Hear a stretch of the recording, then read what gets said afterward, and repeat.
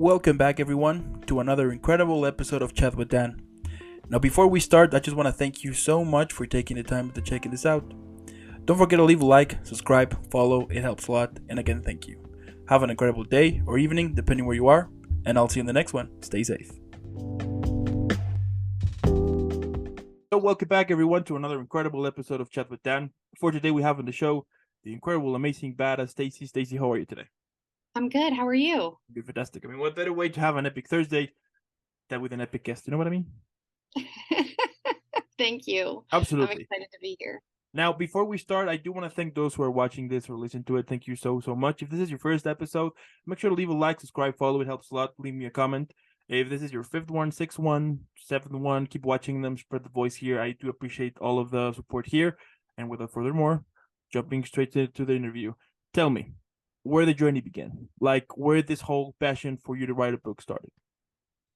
You know, that's such a good question. And the book documents that process.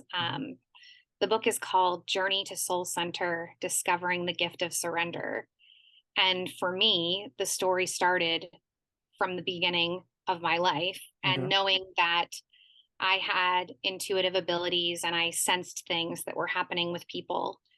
But I wasn't true to that part of me because I was raised in a really strict religious home and I wasn't seen or heard and I didn't feel accepted. And as my life evolved, I was constantly chasing this idea of this perfect family. Mm. And I had 4 kids and I was married a couple times. And 4 years ago, my 17-year-old son began to plummet into mental health and substance abuse issues. Okay. And he attempted to take his own life by running his car into a tree at 100 miles an hour. And when that happened, he was in shock trauma in a major city by our home. And while he was in the hospital fighting for his life, I had some of the most life-changing, profound spiritual experiences I'll probably ever have. And as the journey unfolded past his crash, I embarked on a journey of healing myself while he was healing. And it led me to show up in the world differently. Mm. And to know that by hiding my intuitive abilities, I wasn't helping anyone and I could be helping a lot of people. So I decided to embark on the journey of writing a book and telling my story and sharing the journey with my son. And I left a very successful career in the beauty industry to pursue coaching, mentorship, and spiritual work full time. And a huge part of that was the book. Wow. And I'm speechless right now. Okay. I mean, it's, I find, yeah, I find badass the fact that that hard situation, you managed to use it in order to create something. You know what I mean? To kind of like a basically that it was kind of a wake up call, for you to be like discovering something that you like the right path for you. You know what I mean? Yeah, I will say, I tell people often that the Yeah. day that he got in the car and made that decision, it was as if he put the whole family in the car with him. Mm. And we all came out with different injuries and we all came out with a different timeline for healing. Yeah.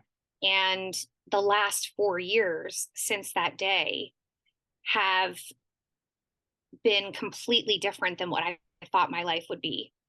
I gave up my career in the beauty industry. Like I said, I was super successful.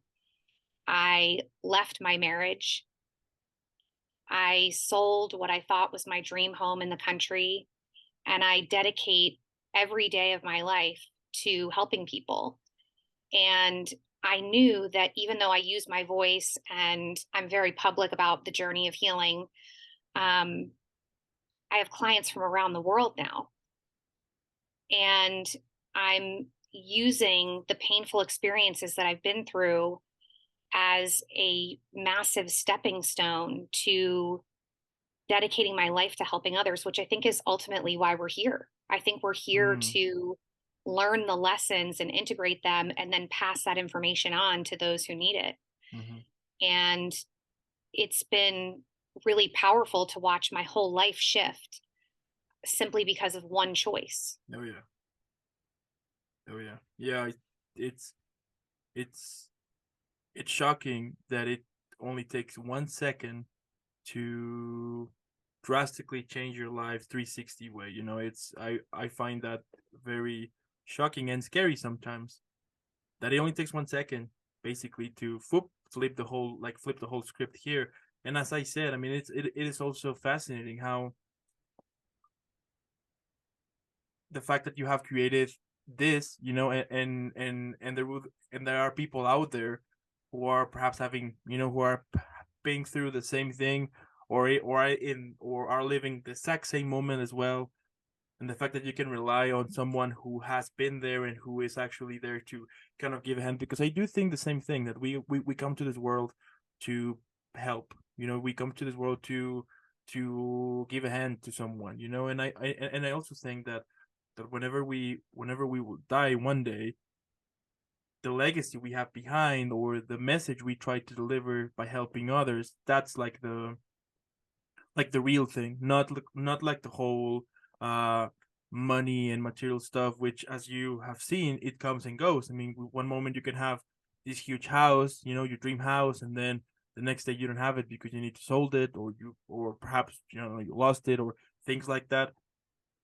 But like the core itself, it's that it's the whole message to someone, that the fact that if you can change someone else's life by some by by something you are trying to deliver, that's pretty cool. Yeah, it was really hard Yeah, of to course. watch my son struggle the way that he did because the struggle wasn't just that day. We were battling substance abuse issues prior to that and after that. And I lost myself. I Yeah. became obsessed with trying to control his addiction and the outcome of it. And by the time he left the house for the final time to rebuild his life, I was ravaged. And I came to recognize that the one thing that I had control of, I had lost control of, and that was me. And so I made the decision that every day for the rest of my life, I was going to be committed to giving my kids a healthier mother today than they had yesterday. And part of that was thinking about my legacy. Somebody once asked me, what is your legacy? And I hadn't even really thought about it. But I believe for a long time, my legacy was guilt and shame. Mm, And I wanted to change that. And by writing a book, that story is going to last far beyond me, sharing my voice with someone and telling them my story, right? mm-hmm, mm-hmm, There will be generations from now that can pick up that book and know a part of what their family, where they come from, like what they've been through.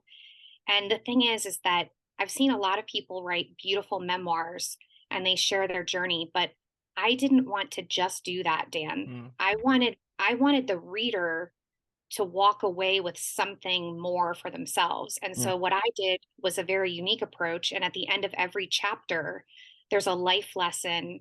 And then there's an open ended question, like journal prompt style, Mm. because I wanted the reader, if they're struggling with something, to benefit from what I was sharing, not just to hear the story. Does that make sense? Yeah, no, yeah, it does, because actually, yeah, there's a couple of memoirs here and there that they're focused mainly in the story, which for some people will be fine, but the message, but there's no message on it. You know what I mean? Like, there's no back to it. There's no actual make you want to think about once you finish one chapter and be like trying to like meditate on that and be like interesting about this chapter.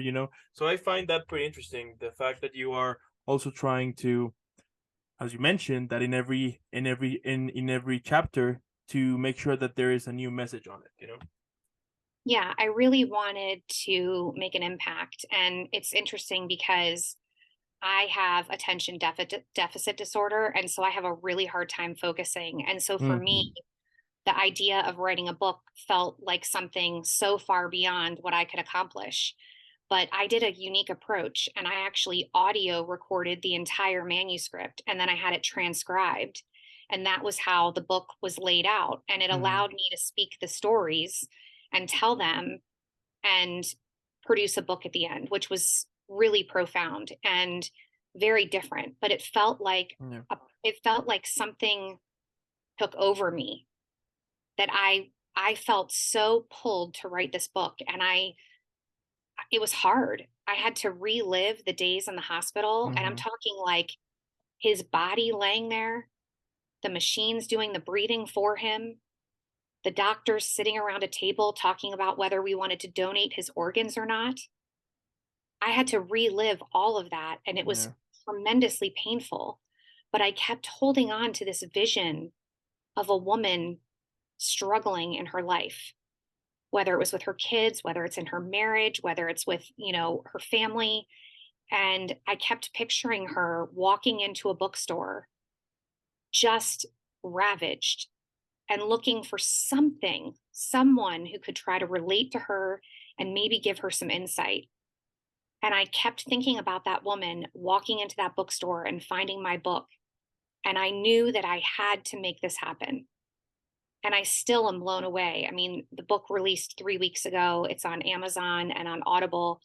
And I get on there and I look at the reviews and I'm blown away that my book is out there. Yeah. And also, as you mentioned, that I mean, I would assume too at the same time that besides being hard to relive some of the things back then, it was also vulnerable, right? It puts you in a very vulnerable position for you to express, especially to express a personal situation, you know? Oh, yeah. Let me just say, I don't paint a pretty picture of myself in this book.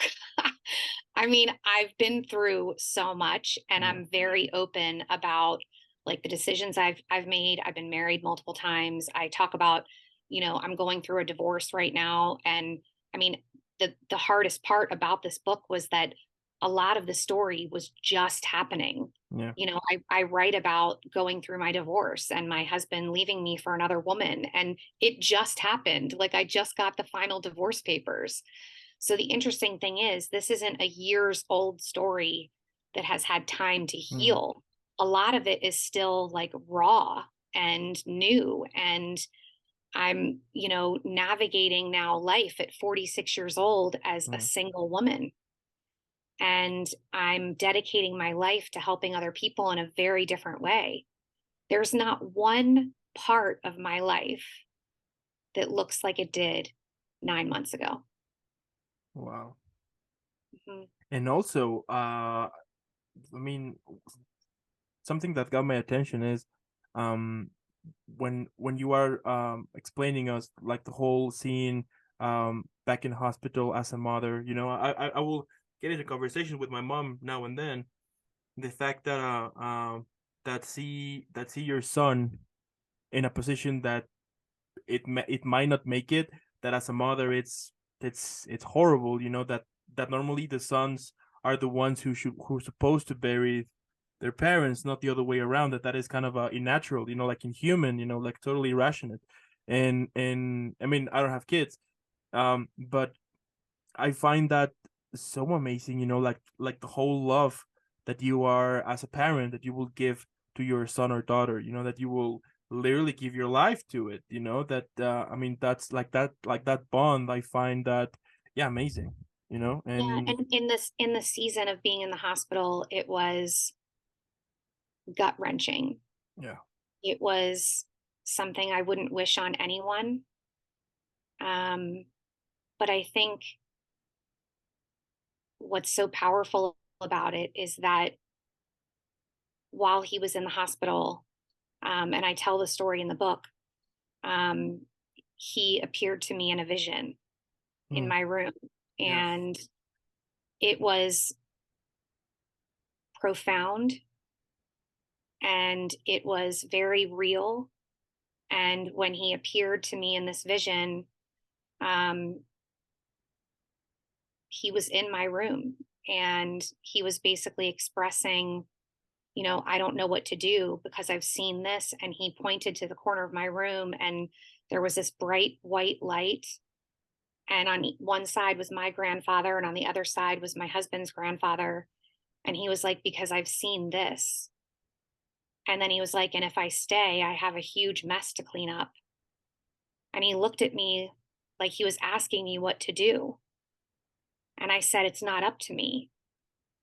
And then he was gone. And during this time, he was still in a coma in the hospital. Mm.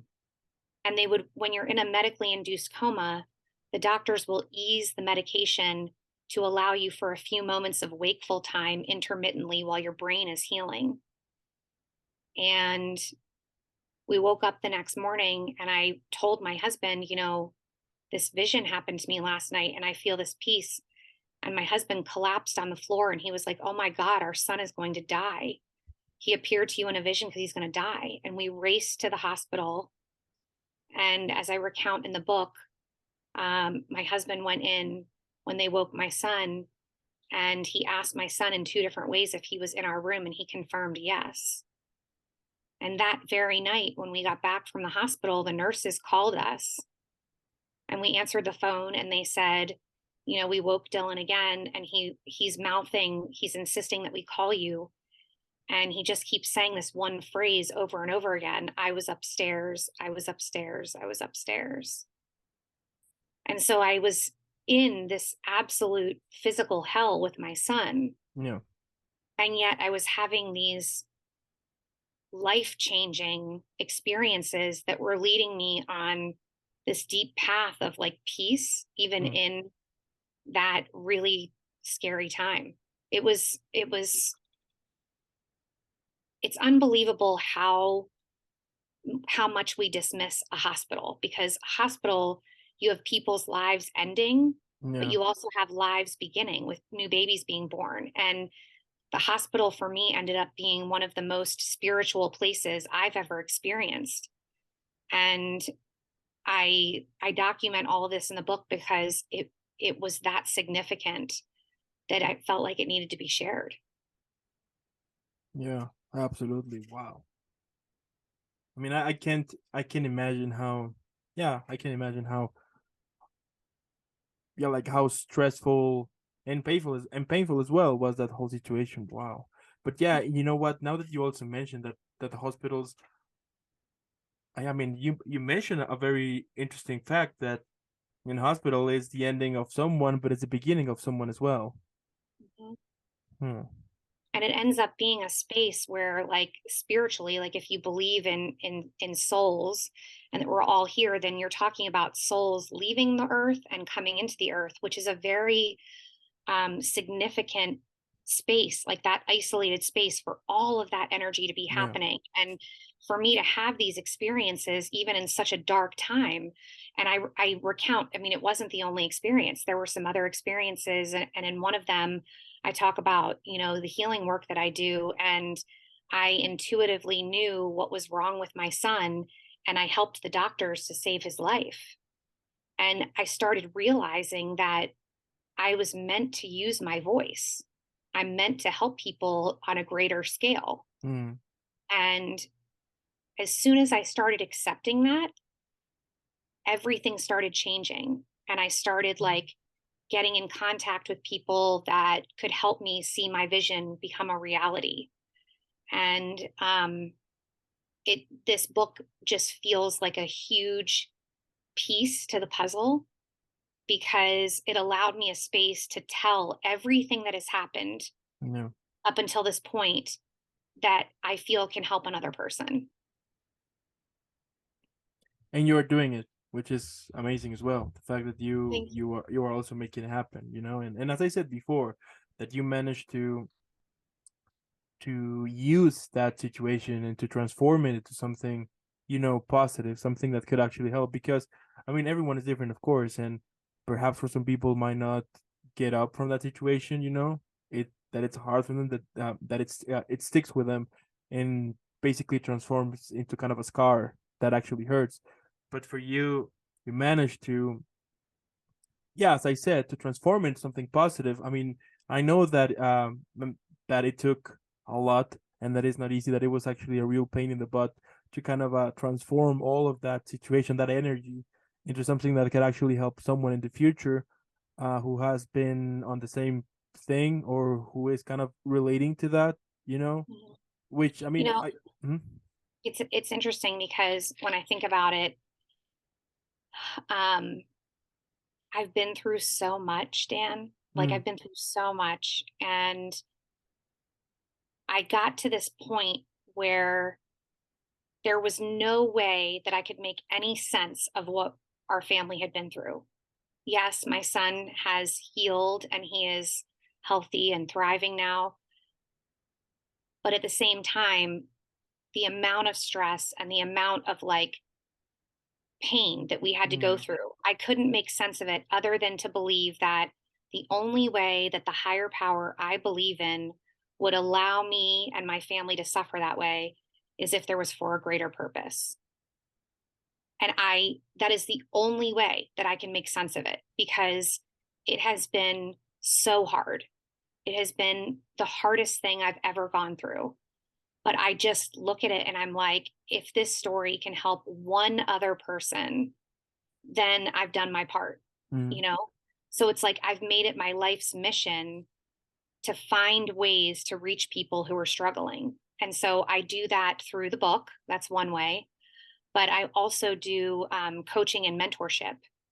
And I basically took my survival guide and my training and cultivated a program that I do with a friend of mine. And it's 12 weeks and it helps people to align with their purpose. So they take actionable steps that we lay out for them and they start really doing the work to be the person that they want to be. So we focus on 4 different areas. We focus on physical, mental, emotional, and spiritual. And the idea is that now I've got the book, right? Which is giving people like an understanding of who I am and getting them to kind of dig deep. But then I have a program that I do with people so that they can design and develop the life and the life skills that they want in order to live the way that they're meant to. mm. And like, what is the yeah, like, what is the let's say that I want to start this process with you. How do I do it? Where do I? Is there like a website or where do I search? Yeah, so I have a website, stacy-brown.com, and you can get on there and book a free discovery call. So you just book the call, we get on Zoom, and I lay out, I've got a deck that I go through that kind of lays out the program and the framework.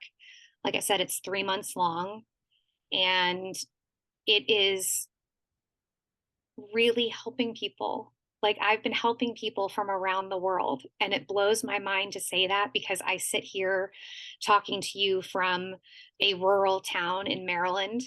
Yeah. And and yet I have clients in the UK, I have clients in India, I have clients in California and Canada.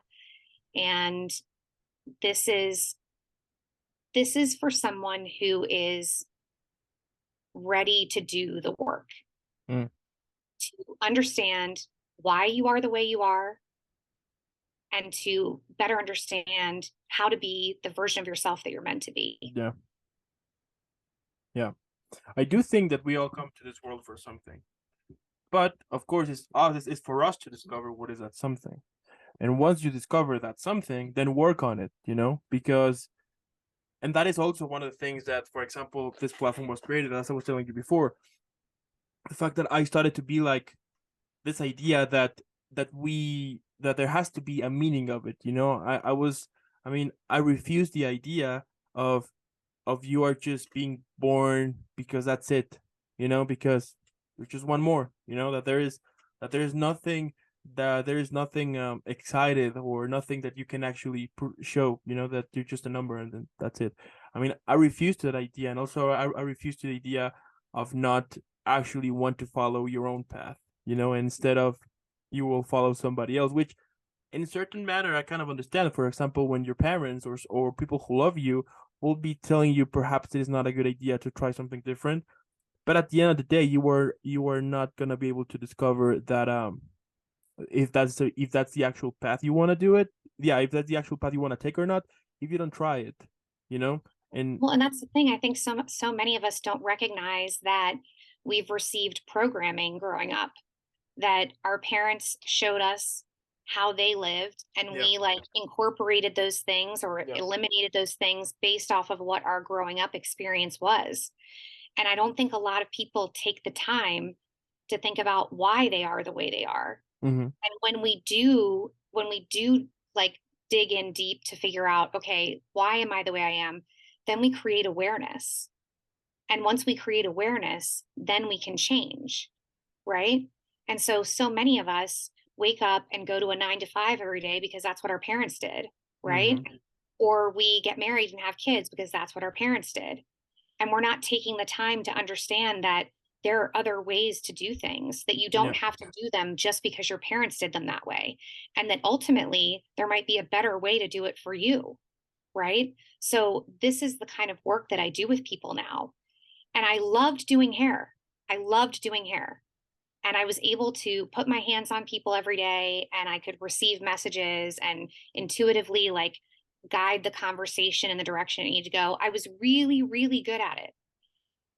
But I felt like once I went through all of this experience,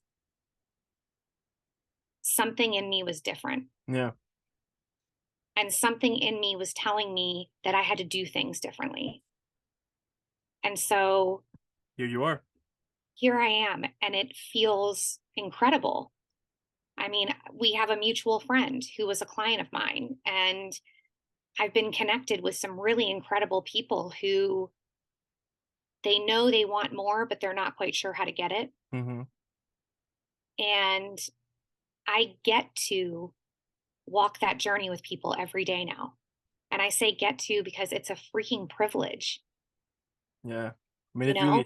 yeah, it's really amazing to be like to hear somebody else's story and to hear it. I mean, I do think that every story deserves to be told, needs to be told. And the fact that you are doing it at the same time you're helping on that story, that is what I love about what you do. The fact that you are basically changing that story, that you are now part of the journey, like a writer on this project. You know what I mean? I love that.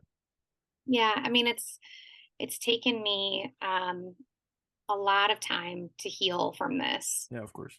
And there are certain days where I'm like, dude, this is not this sucks. Like I'll have days where I still grieve. My family looks very different now than it did. I've gone through a divorce. I just got the final papers in the mail. Um, my kids have kind of like moved and are off doing their own thing. I have 3 kids that are grown and one that's still at home. So life looks very different than I expected that it would. But at the same time, I feel this fire in me every Mm. time I work with a client that is probably similar to what you feel about your podcast. Like you just get excited and can't wait to interview this guest, and I can't wait to have this conversation. Like I know you're really passionate about what you do. It's like that for me when I get to work with clients.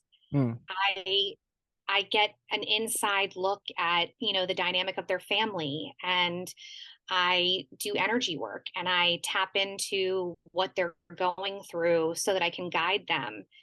And I think you're right. I think we know our purpose. No Mm. one else knows what we're here for but us. But I'm lucky enough to be able to hold people's hand while they figure it out. And that lights my fire.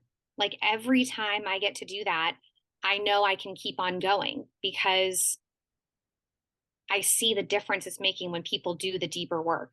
And I think so many people in this world are hungry for it now. Mm-hmm. I think since COVID and like everybody kind of like having life turned upside down, I think people are hungry for more depth and more understanding of who they are and why they're here.